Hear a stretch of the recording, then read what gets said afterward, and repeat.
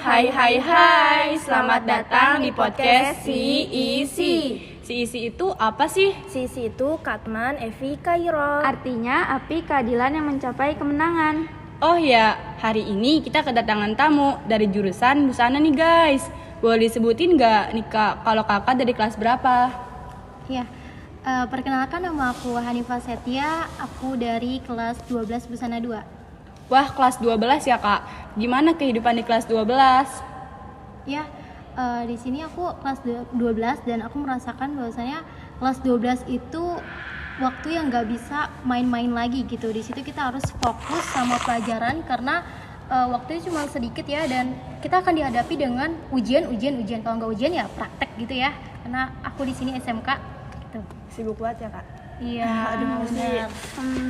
Bentar lagi juga udah mau lulus ya kak. Semangat kak, semoga dimudahkan ya. Amin. Terima kasih. Kakak ingat gak sih kita kemarin tuh abis ujian ya kan kak? Gimana nih ujiannya kak? Ya, alhamdulillah lancar. Tapi mungkin berapa nilai yang ada ya nilainya pas gitu. Wah sama itu kak. Pasti sih.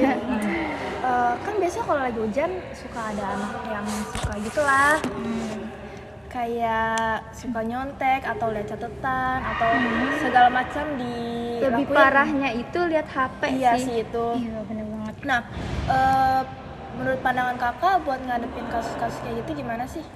Nah, jadi gini, zaman sekarang itu sesuatu yang dulunya kita anggap nggak baik, sekarang itu justru jadi baik. Nah, contohnya apa? Yang mencontek ini, ketika dulu kita kecil, kita menganggap mencontek itu adalah apa sih?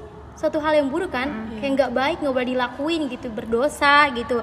Tapi kenapa ketika kita udah masuk ke jenjang yang berikutnya, hal itu justru kita lakuin gitu? Padahal ya, ketika kita mencontek di satu kali ujian, pasti di ujian berikutnya kita akan merasa bergantung gitu, bergantungan gitu kan, akan melakukan mencontek lagi gitu.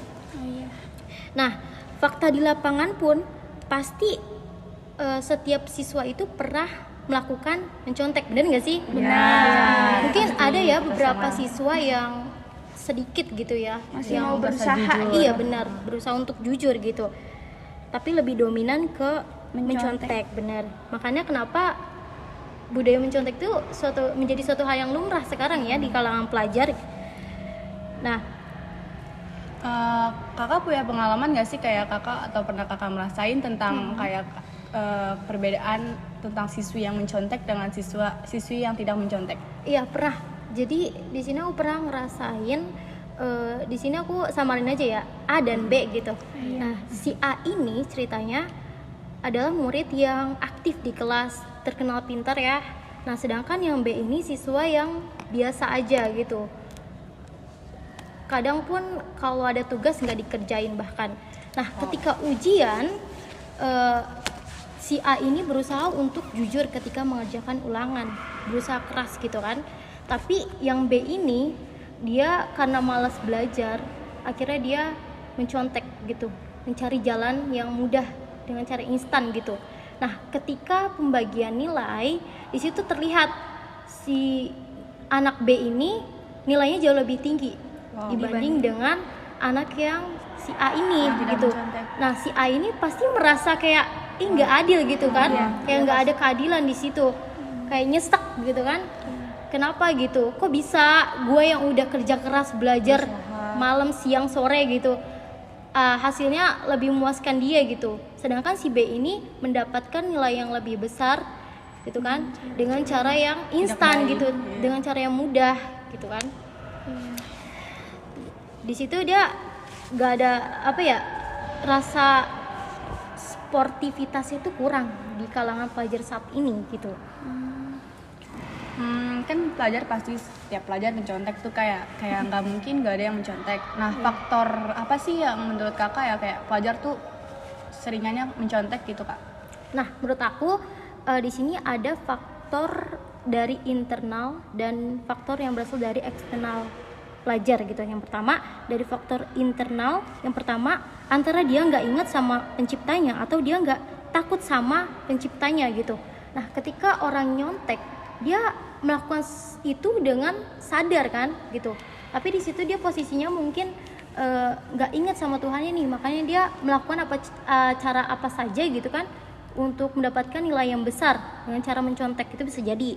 Nah yang kedua, rasa malas.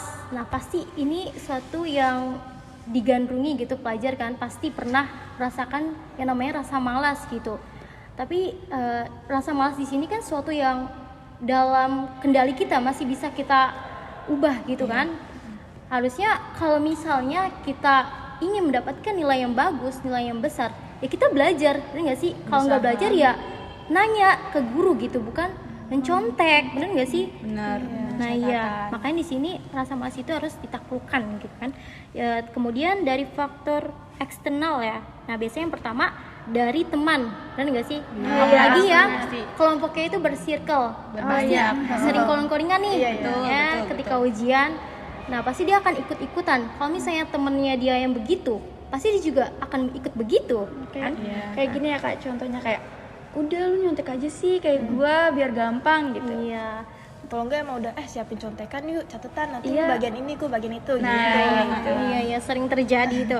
Nah, kemudian tuntutan dari orang tua. Nah, biasanya orang tua zaman sekarang tuh minta anaknya untuk supaya dapat nilai besar gitu.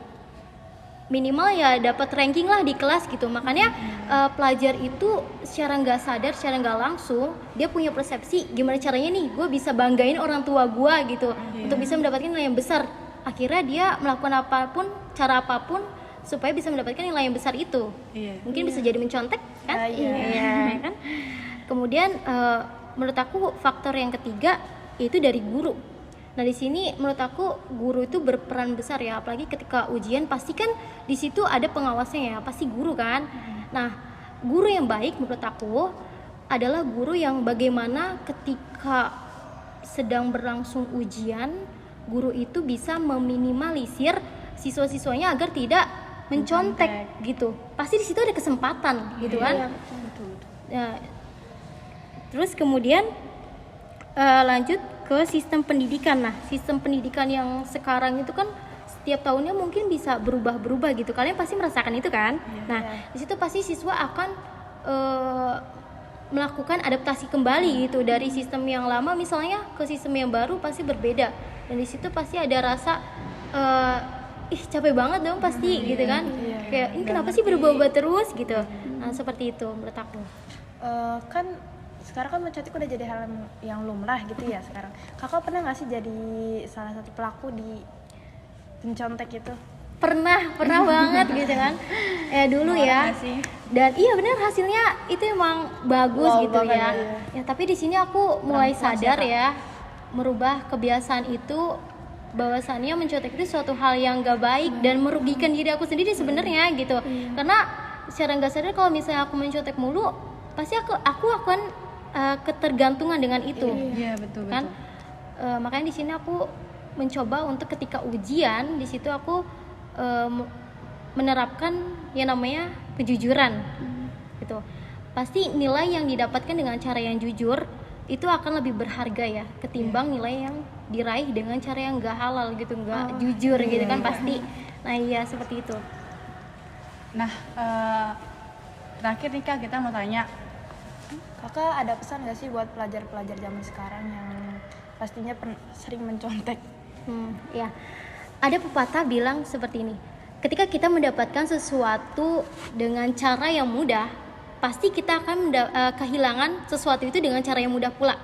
Makanya di sini ketika kita misalnya ingin mendapatkan nilai yang besar, maka di situ solusinya cuma belajar gitu. Belajar ya, kalau enggak nanya ke guru gitu. Diperjuangkan dengan cara yang enggak mudah gitu.